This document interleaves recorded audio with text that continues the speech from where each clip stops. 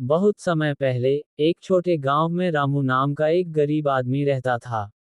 रामू के पास जमीन नहीं थी, उसके पास बस एक पुरानी झोपड़ी और थोड़ी सी भूख मिटाने वाली धान की बालियां थीं। लोग उसे अक्सर कहते, तुमसे कुछ नहीं होगा, गरीबी ही तुम्हारा भाग्य है। लेकिन रामू के दिल में हमेशा कुछ बड़ा करने की चाह थी।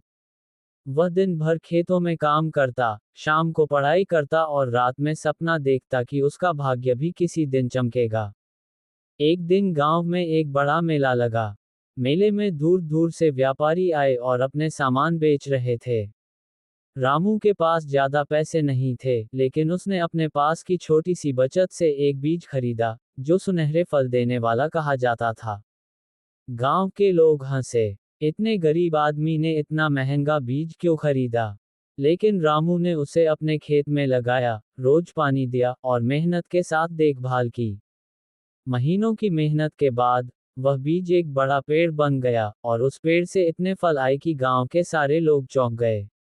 रामू ने उन फलों को बेचकर अपने लिए घर बनवाया, अपने गांव में स्कूल खोलने की सोची और दूसरों की मदद करना शुरू किया। धीरे धीरे वही गरीब आदमी गांव में सबसे समृद्ध और सम्मानित व्यक्ति बन गया। लोग कहते थे, सच्ची मेहनत और धैर्य से किसी का भाग्य भी चमक सकता है। रामदीन के परिवार में उसकी पत्नी सीता और 2 छोटे बच्चे थे। सीता घर का काम संभालती और समय मिलने पर खेत में भी उसका हाथ बटाती। बच्चे स्कूल जाते थे, लेकिन कई बार फीस भरने के लिए रामदीन को अपनी फसल पहले ही बेचनी पड़ती थी। फिर भी वह बच्चों की पढ़ाई कभी नहीं रुकने देता, क्योंकि उसे विश्वास था कि शिक्षा ही उन्हें गरीबी से बाहर निकालेगी। एक साल गांव में भयानक सूखा पड़ा। बारिश समय पर नहीं हुई, कुएं सूखने लगे और खेतों में दरारें पड़ गईं। आसपास के कई किसान हताश होकर शहर पलायन करने लगे।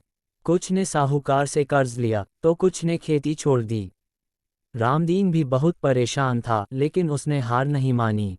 उसने अपने खेत में कम पानी वाली फसल बोने का निश्चय किया और गांव के पुराने तालाब की मरम्मत में स्वयंसेवक की तरह जुट गया। दिन रात की मेहनत रंग लाए। कुछ महीनों बाद हल्की बारिश हुई और तालाब में पानी इकट्ठा होने लगा। रामदीन की फसल धीरे धीरे हरी होने लगी।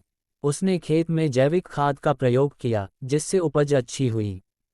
जब कटाई का समय आया, तो उसकी फसल उम्मीद से बेहतर निकली। गांव के लोग आश्चर्यचकित थे कि जहां सबने हार मान ली थी, वहां रामदीन ने धैर्य और समझदारी से सफलता पाली। उसी समय सरकार की एक योजना गांव में आई, जिसमें मेहनती और जरूरतमंद किसानों को सहायता दी जा रही थी। ग्राम प्रधान ने रामदीन की ईमानदारी और मेहनत देखकर उसका नाम आगे बढ़ाया। उसे बीज, खाद और सिंचाई के लिए छोटी मोटर मिली।